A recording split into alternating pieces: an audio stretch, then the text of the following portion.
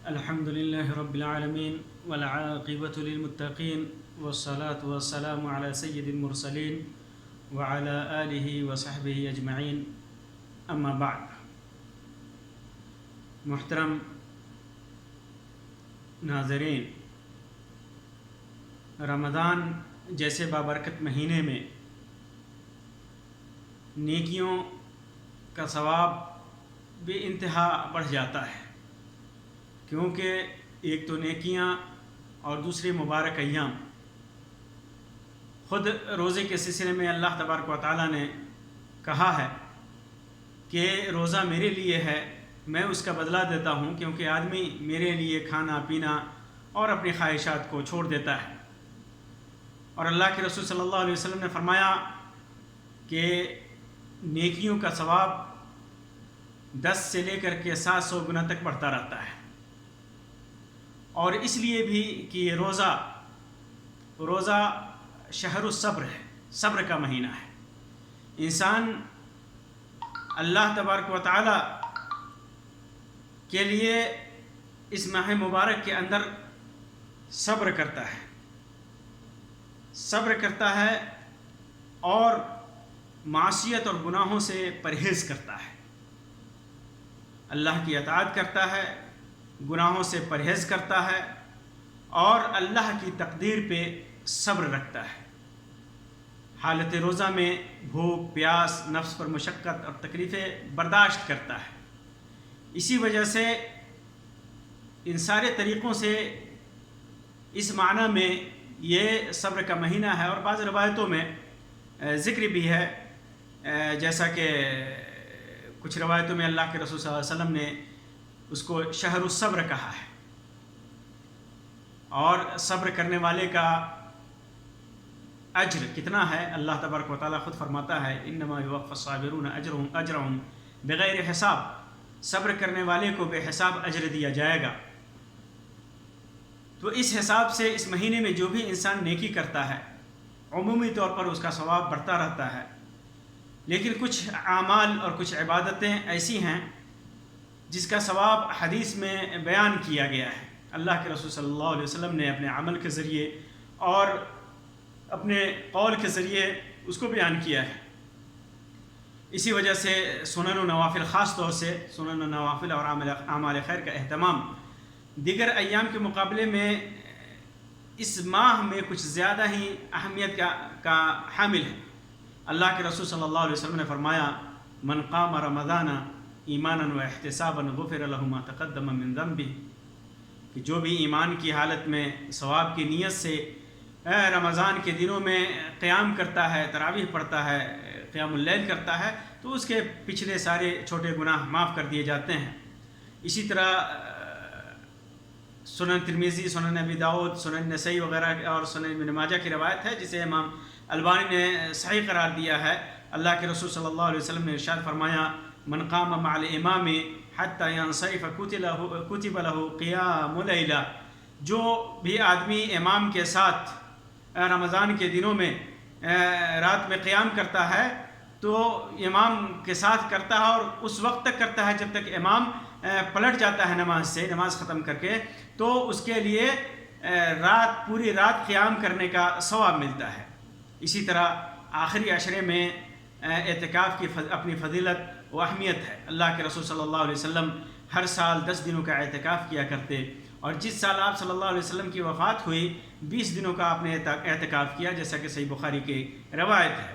اعتکاف ان عبادتوں میں سے ہے جس کے اندر اطاعت و عبادت کی مختلف قسمیں موجود ہیں، جیسے تلاوت ہے، قرآن مجید کی تلاوت ہے، ذکر و اذکار ہیں، نماز ہے، دعا ہے.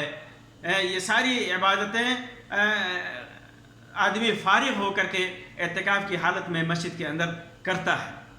اسی طرح اللہ کے رسول صلی اللہ علیہ وسلم آخری عشرہ میں خوب عبادتوں کا اہتمام کیا کرتے تھے. ایک تو اعتکاف کیا کرتے، اس کے علاوہ عبادتوں کا اہتمام اس قدر کرتے کہ عائشہ رضی اللہ تعالیٰ عنہ فرماتی ہیں، جیسا کہ صحیح مسلم کی روایت ہے کہ نبی اکرم صلی اللہ علیہ وسلم عشر اواخر میں، رمضان کے عشر اواخر میں، آخری عشرے میں اتنی کوشش کرتے، اتنی محنت کرتے ما لا یجتہد فی غیرہا، کہ عام دنوں میں اتنی محنت، اتنی کوشش نہیں کرتے.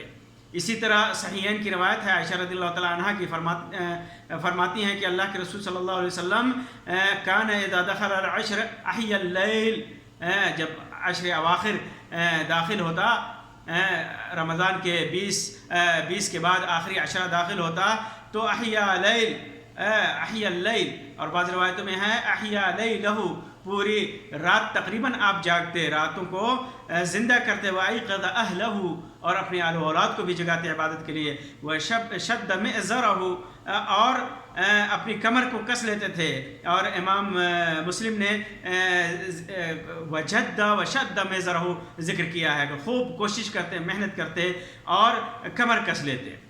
اسی طرح قدر کی رات کے سلسلے میں اللہ کے تبارک و تعالیٰ نے فرمایا، اس کی بڑی خوبیاں اللہ تبارک و تعالیٰ نے بیان کی ہیں، فرمایا لیلۃ القدر خیر من الف شہر، اور سب سے بڑی خوبی اس کی یہ ہے کہ اس ایک رات، یہ ایک رات 1000 مہینوں سے بہتر ہے، 1000 مہینوں سے بہتر ہے یہ ایک رات، قدر کی رات، اور یہ آخری عشرے میں آتی ہے۔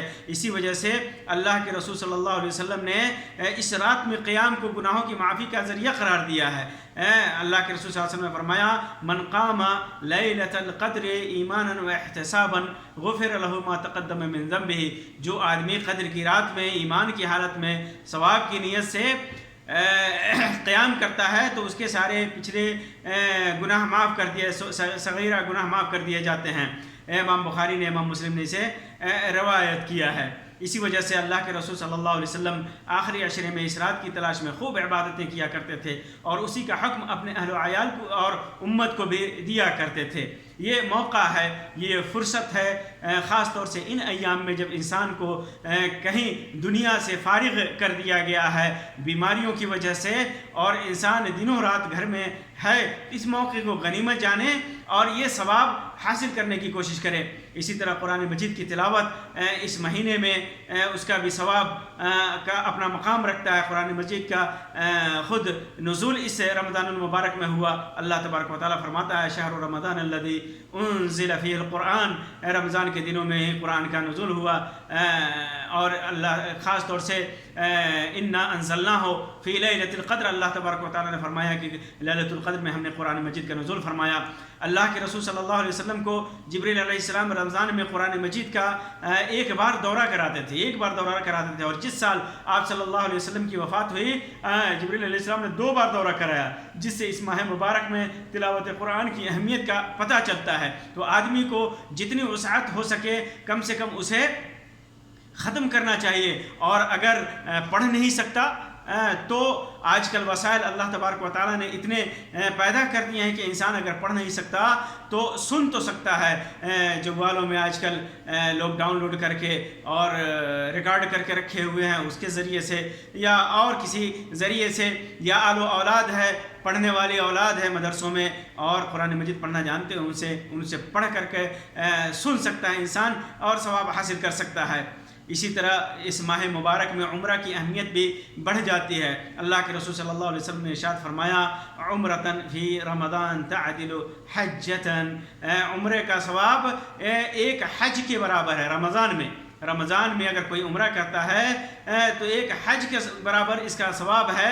امام بخاری امام مسلم نے اس کو روایت کیا ہے، اور ایک روایت میں ہے میرے ساتھ حج کے برابر ہے، حجۃ معی۔ اللہ کے رسول صلی اللہ علیہ وسلم نے فرمایا کہ جو آدمی رمضان میں عمرہ کرتا ہے اس کا ثواب میرے ساتھ، یعنی اللہ کے رسول صلی اللہ علیہ وسلم کے ساتھ حج کرنے کے برابر ہے، اس کا ثواب اتنا زیادہ ہے۔ اسی طرح اس ماہ مبارک میں صدقہ و خیرات اور فقراء و مساکین کا خیال رکھنا یہ بڑی اہمیت کا حامل ہے۔ رمضان میں صدقہ و خیرات کرنے اور غرباء و مساکین پر یہ خرچ کرنا اللہ کے رسول صلی اللہ علیہ وسلم کے سلسلے میں آتا ہے۔ اسی سے پتہ چلتا ہے، اس کی اہمیت کا اندازہ لگتا ہے کہ اللہ کے رسول صلی اللہ علیہ وسلم آپ تو ویسے ہی صدقہ و خیرات میں سب سے بڑھ کر تھے، آپ اپنے پاس کچھ نہیں چھوڑتے تھے، بہت زیادہ صدقہ و خیرات کیا کرتے تھے، اور رمضان میں تو اور زیادہ سخی بن جاتے. خاص طور سے جب جبریل علیہ السلام سے آپ کی ملاقات ہوتی تو حدیث میں آتا ہے کہ بہتی ہوئی ہواؤں سے بھی زیادہ آپ تیز رفتار سے صدقہ اور خیرات کیا کرتے تھے. امام بخاری اور امام مسلم نے اس کو روایت کیا ہے. اور اللہ تبارک و تعالیٰ اپنے نیک لوگوں کا ذکر کرتے ہوئے ارشاد فرماتا ہے وَيُطْعِمُونَ الطَّعَامَ عَلَى حُبِّهِ مِسْكِينًا وَيَتِيمًا وَأَسِيرًا کہ اللہ تبارک و تعالیٰ کی محبت میں وہ مسکین کو، یتیم کو اور قیدیوں کو کھانا کھلاتے ہیں. یہ نیک لوگ ہیں، نیک لوگوں کی صفت ہے.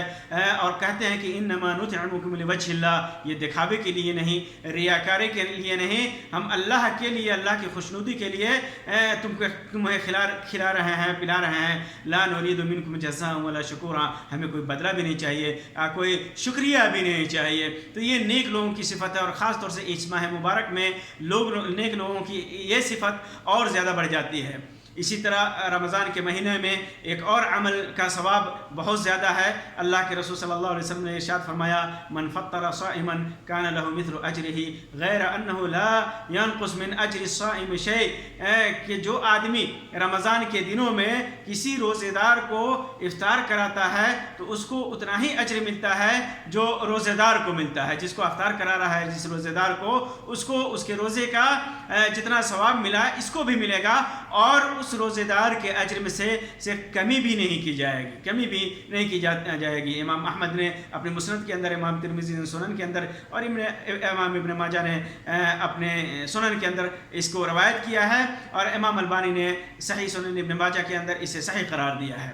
اسی طرح اس ماہ مبارک میں خوب ذکر و دعا اور استغفار کرنا چاہیے، کیونکہ رمضان میں جہاں عبادتوں کا ثواب بڑھ جاتا ہے وہیں ذکر و دعا اور استغفار کے لیے یہ سنہری موقع ہے. ابو امامہ رضی اللہ تعالیٰ عنہ سے مروی ہے کہ اللہ کے رسول صلی اللہ علیہ وسلم نے ارشاد فرمایا للہ عند کل فطر عتقا، کہ ہر افطار کے موقع سے اللہ تبارک و تعالیٰ کے کچھ آزاد کیے جانے والے لوگ ہیں جنہیں اللہ تبارک و تعالیٰ جہنم سے آزاد کرتا ہے. امام احمد نے اور اس کو روایت کیا ہے، اور امام البانی نے صحیح ترغیب کے اندر اس کی تصحیح کی ہے. تو آدمی پورے دن رات جب بھی موقع ملے دعا اور استغفار کرے. خاص طور سے صبح اور شام کی دعاؤں کے لیے تو بہترین موقع ہے، کیونکہ آدمی صبح سحری کے وقت سحری کھا کر کے اللہ کے ذکر کے لیے فارغ ہوتا ہے، نماز کی تیاری میں ہوتا ہے. صبح کے جو اذکار ہیں انہیں پڑھے، پھر اس کے علاوہ شام کے وقت خاص طور سے افطاری کے قریب جب انسان افطار پہ بیٹھتا ہے اور یکسو ہو کر کے اللہ تبارک و تعالیٰ کی طرف متوجہ ہوتا ہے، اور اللہ تبارک و تعالیٰ کی ذات اس کے ذہن میں نہایت ہی خلوص کے ساتھ اس کے ذہن میں ہوتی ہے کہ اللہ کی ذات نے کی عبادت کر کے، اس کی عبادت کر کے، اس کے حکم کی تابعداری کر کے، اس کی دی ہوئی نعمتوں سے ہم افطار کر رہے ہیں. اس موقع سے انسان خلوص دل سے دعا کر سکتا ہے. اور خاص طور سے شام کی جو دعائیں ہیں منقول احادیث میں، انہیں پڑھنے کا تو اذکار کو کرنے کا تو بہترین موقع ہے اور فرصت ہے. اسے ہاتھ سے گنوانا نہیں چاہیے، اور جنہیں نہیں یاد ہے انہیں یاد کرنے کے لیے بھی یہ بہترین موقع ہے. اور خاص طور سے اللہ کے رسول صلی اللہ علیہ وسلم جو افطار کے بعد دعا کرتے تھے ذهب الظمأ وابتلت العروق وثبت الاجر ان شاء اللہ، یہ دعا اللہ کے رسول صلی اللہ علیہ وسلم افطار کے بعد آپ پڑھا کرتے تھے. پیاس چلی گئی، رگیں تر ہو گئیں، اور اللہ نے چاہا تو اجر ثابت ہو گیا.